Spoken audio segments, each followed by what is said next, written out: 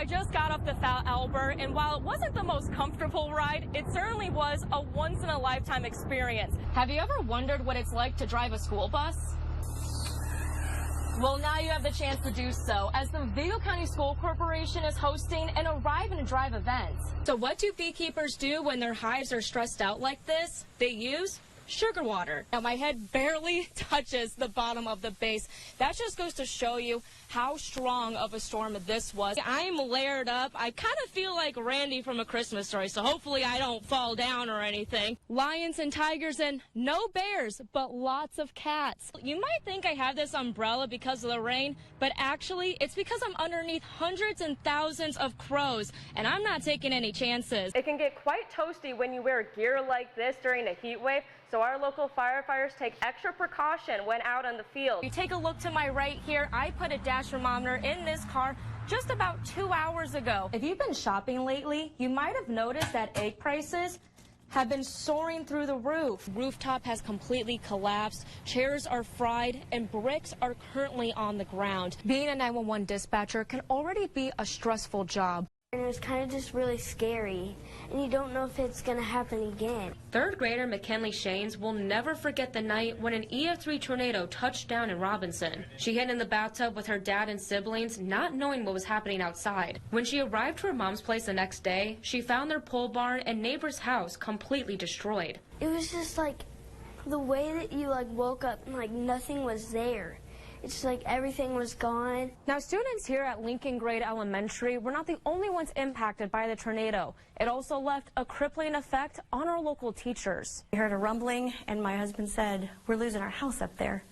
And I just started praying, "Dear God, please just keep us safe in this little bathroom." Beth Meese is a speech-language pathologist whose home suffered extensive damage the night of the 31st. Over the past year, Meese's family stayed with their local church until their home was rebuilt. Now, her home is back to normal where it last stood. But Meese says it's hard to replace those scary memories. A week or two ago, where we had storms and we had tornado warnings in the area, and I was talking to one student the next morning, and I said, "I was kind of scared last night." He said, his eyes got really big. He said, "I was too." And I think just talking with kids and having that reassurance that grown-ups are scared too. Anxious is still the first word that comes to mind when students think about last year's tornado. When students get nervous about severe weather, Meese says it's best to educate them about it and then guide them through some safety measures. And students like Shane's are finally getting a sense of normalcy. But last year's event was a real eye-opener. Learn to always be safe, be alert that it could happen. You never know what's going to happen. Tomorrow we could have another tornado, we don't know. Reporting in Robinson, Madison Zaleski, News 10. Eddie Salato's life ended on February 23rd, 2021. I caught up with Salato's daughter, who is still praying for closure. Now, more than ever, the Salato family needs your help solving this crime.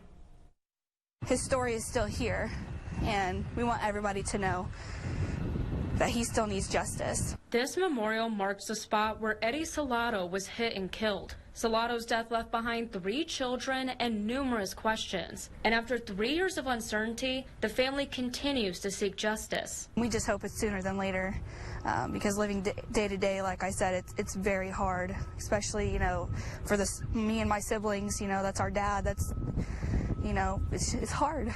For those not familiar with the case, Edward Salato was hit on U.S. Highway 36, just south of Dana, and the driver never stopped. He was found in a ditch and then airlifted to a nearby hospital, where he later died. Officers believe the suspect is from the Indianapolis area. Police were able to find surveillance video of the truck they believed killed Salato. If you take a look at your screen now, they believe it's a dark-colored pickup truck with a Boss snowplow on the front. And officers shared why it's difficult to pinpoint that type of vehicle. Anyone can go out and buy that type of truck and buy that type of plows, so narrowing it down to anyone, there was no company markings on the side of the truck other than the brand of the plow that we were able to make out. And with a truck so common, it forces Aaron to relive that day over and over. I drive by at least a dozen, in a week in the same truck, and I just, I still get that same gut wrench feeling, what if? Aaron prays the driver who was behind the wheel that day finally comes forward, and there's not a day that goes by where Aaron doesn't think about her dad. I'm due any day now around my dad's time of death, and it's rough knowing that. My dad was a very fun guy, heartwarming. if anybody needed help, he would be there. Now, if you have any information on the hit and run, you are encouraged to contact the Vermilion County Dispatch. That's 765-492-3838.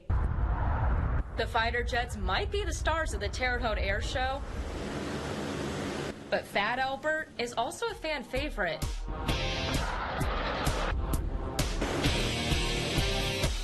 The C-130 Hercules aircraft, also known as Fat Albert, carries the team's maintenance and crew from place to place. I was able to take part in the media flight demonstration. Hey, Madison Zaleski. Is that you? Perfect. All right. Before the flight, we were briefed on what we could expect. We were advised to secure all loose items and keep seatbelts tight. And every passenger was handed a barf bag, ensuring us there was no shame if we needed to use it. Hope this holds it all. This made it very clear we are in for one wild ride. At the top of that climb, he's going to push all the way over. You're going to feel a little bit of weightlessness. So we go. It wasn't long before we got to see what Fat Albert can do. Here we go. Many folks popped through the airport to watch the plane take off. But what they didn't know is that there was just as much fun inside. But don't let the name fool you, Fat Albert can move. We went as fast as 200 knots, pulling about 2 Gs. We made several hard turns and technical maneuvers over the Terre Haute Regional Airport and surrounding area. Pilots described the ride as a 10-minute roller coaster. A lot of turns, a lot of ups and downs. You're in the seat and you kind of get pushed into the wall a little bit. Now, I just got off the Fat Albert, and while it wasn't the most comfortable ride, it certainly was a once-in-a-lifetime experience. And I didn't end up having to use the barf bag, which is a plus. In a final brief after the flight, Gunnery Sergeant of U.S. Marine Corps, Brandon Wishart, wanted to give an extra thanks to those who flew. A lot of people just aren't familiar with what, the Blue Angels are, and just what the aircraft can do. And it's just, showing the pride of, the military throughout the, throughout the country, and just showcasing that. That's what we're proud to do. Reporting in Terre Haute, call me Maverick. Madison Zaleski with photojournalist Jaron West, News 10.